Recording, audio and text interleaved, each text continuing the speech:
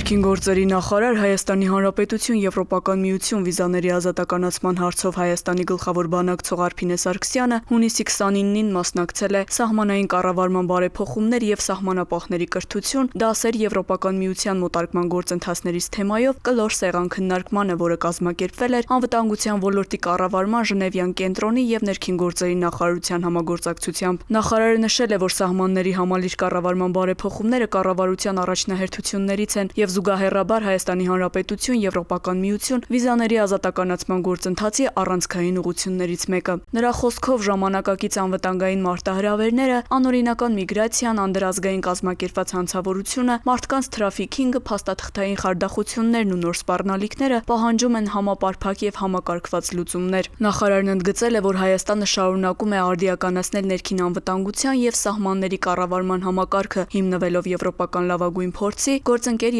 երկրների բարեփոխումների եւ միջազգային համագործակցության վրա։ Արփինե Սարգսյանը կարևորել է սահմանների համալիր կառավարման սկզբունքների ներդրումը, որը հիմնված է միջգերատեսչական համագործակցության, ռիսկերի կառավարման, ժամանակակից տեխնոլոգիաների կիրառման եւ միջազգային գործընկերության վրա։ Նա ընդգծել է նաեւ սահմանապահների կրթության եւ վերապատրաստման համակարգի զարգացումը, որը նախատեսվում է իրականացնել ներքին գործերի նախարարության կրթահամալիրում ազգային անվտանգության ծառայության գործընկերների հետ սերտ համագործակցությամբ։ Քննարկման ընթացքում անդրադարձ է կատարվել սահմանների համալիր կառավարման մոդելին, ոլորտի հիմնական դերակատարների համագործակցությանը, ազգային անվտանգության ծառայության սահմանապահ զորքերի կրթական համակարգի բարեփոխումներին եւ ներքին գործերի նախարարության կրթահամալիրում սահմանապահների կրթության կազմակերպման գործընթացին։ Մասնակիցները նաեւ քննարկել են կրթական բաղադրիչի ներդրման ժամկետները, ոլորտի մարտահրավերները, զարգացման առաջնահերթություններն ու բարեփոխումների արդյունավետ իրականացման մեխանիզմները։ Քննարկվել է նաեւ Եվրոպական միության մոտարկման գործընթացների շրջանակում սահմանների համալիր կառավարմանը վերաբերող միջազգային փորձը, ընդգծվել ռիսկերի վրա հիմնված պլանավորման, ժամանակակից տեխնոլոգիաների կիրառման եւ վերլուծական կարողությունների զարգացման կարեւորությունը։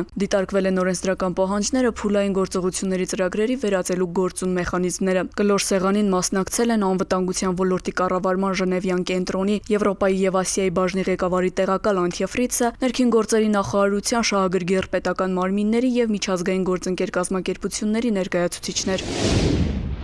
Հունիսի 22-ից 29-ը մայրաքաղաքում իրականացված ծառայության ընթացքում Երևանի պարեկները հայտնաբերել են ճանապարհային երթևեկության կանոնների 5647 խախտում, պահպանվող հատուկ տարածք տեղափոխելով 162 ավտոմեքենա։ Մասնավորապես հայտնաբերվել է ոչ սթափ 199 վարորդ, առանց վարորդական իրավունքի վկայականի 167 անձ։ Հայտնաբերվել է հաշվառման համարանիշի հետ կապված 12, չամրակապված վարելու 1234, առանց մանկական նստատեղի քարսիթի 39, վարելու ընթացքում ծխելու 492, վարելիս հեռախոսից օգտվելու 282, հետիոտնի ոչ սահմանված վայրով անցնելու 33 եւ 2135 այլ իրավախախտում։ 129 մեքենա շահագործվել է առանց ԱՊԱ պայմանագրի, 186-ը տեխնիկական զննություն չանցած, 128-ը լուսարձակների անսարքությամբ, 33-ը թաղանթապատված դիմապակիով եւ կողային ապակիներով։ Բացի այդ, տարբեր կասկածանքներով ձերբակալվել ու համայնքային ոստիկանության բաժինները տարվել 91 անձ։ Նույն ժամանակահատվածում մարզերում պարեկները հայտնաբերել են ճանապարհային երթևեկության կանոնների 21168 խախտում, պահպանվող հատուկ տարածքներ տեղափոխելով 334 տրանսպորտային միջոց։ Հայտնաբերվել է ոչ սթափ 276 վարորդ, առանց վարորդական իրավունքի վկայականի 409 անձ։ Հայտնաբերվել է նաև հաշվառման համարանիշի հետ կապված 71, չամրակապված վարելու 5557, առանց մանկական նստատեղի քարսիթի 435, վարելու ընթացքում ծխելու 744, վարելիս հեռախոսից օգտվելու 797, հետիոտնի ոչ սահմանված վայրով անցնելու 207, արագության գերազանցման 3639 եւ 6598 այլ իրավախախտում։ 305 ավտոմեքենա շահագործվել է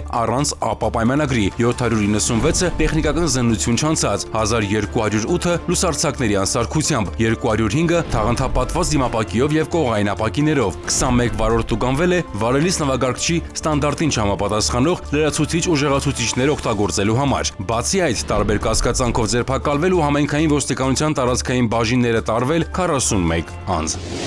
Փամբակ գետի վարար ջրերում 2 օր շարունակ որոնողական աշխատանքները չէին դադարում։ Հունիսի 27-ին ահազանգ էր ստացվել, որ գետում ավտոմեքենա կա եւ նկատվում է տղամարդու դի։ Դեպքի վայր էին մեկնել ներքին գործերի նախարարության փրկարար ծառայության մարտական հաշվարկները, ջրասուզակները, ինչպես նաեւ ոստիկանության օպերատիվ խմբերը։ Փրկարարների եւ ոստիկանների համատեղ աշխատանքի արդյունքում գետից դուրս բերեցին ավտոմեքենան եւ տղամարդու դին։ Պարզվել էր, որ հայտնաբերվածը մեքենայի ուղևորն էր, իսկ վարորդի որոնումները շարունակվել էին։ Որոնողական աշխատանքները ծավալվել էին բարդ պայմաններում, ներգրավվել էին 404 փրկարարական եւ 135 ոստիկանության ծառայողներ, ջրասուզակներ, կամավորներ, կիրառվել նավակներ ու դրոններ։ 2 օր շարունակ փամբակի հոսանքին հակառակ ընթացած որոնումները հանգուցալուծվել են։ Հունիսի 29-ին վարորդի դին հայտնաբերվել է։ Դեպքի հանգամանքները պարզվում են։ Ըստ ճանապարհային երթևեկության կանոնների 88-րդ կետի վարորդներին արգելվում է մուտք գործել խաչմերուկ, եթե առջևում երթևեկության ուղղությամբ առաջացել է խցանում, որը կհարկադրի կանգ առնել եւ կստեղծի խոչընդոտ հատող ճանապարհով տրանսպորտային միջոցների երթևեկության համար։ Այս կանոնի խախտումը վարչական իրավախախտումների վերաբերյալ օրենսգրքի 124-րդ հոդվածի 5-րդ կետի համաձայն առաջացնում է տուգանքի նշանակում սահմանված նվազագույն աշխատավարձի հնգապատիկի 5000 դրամի չափով եւ տուգանային 1 միավորի կիրառում։ Ներքին գործերի նախարարությունը հորդորում է խստագույնս պահպանել ճանապարհային երթևեկության կանոնները։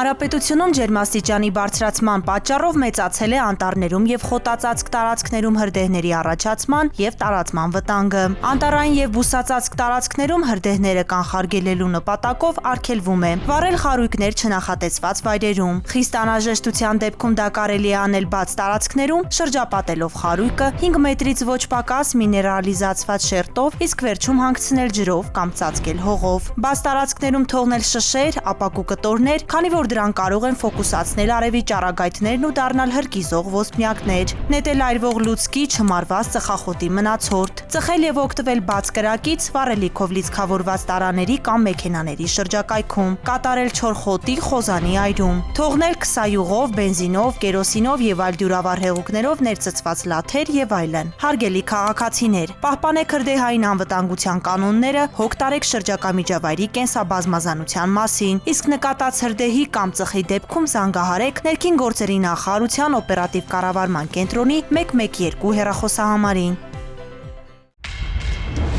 Կառավարությունն իրազեկում է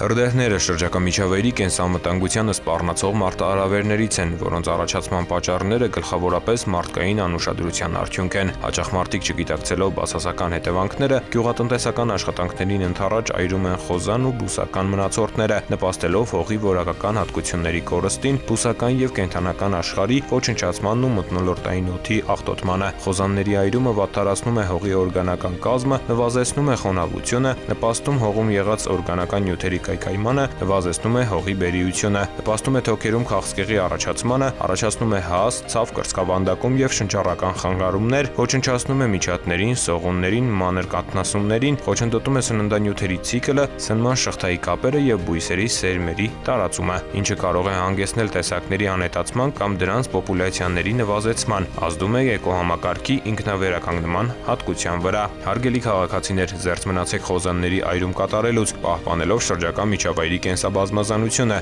իսկ նկատած հրդեհի կամ ծխի դեպքում զանգահարեք 112 հեռախոսահամարին։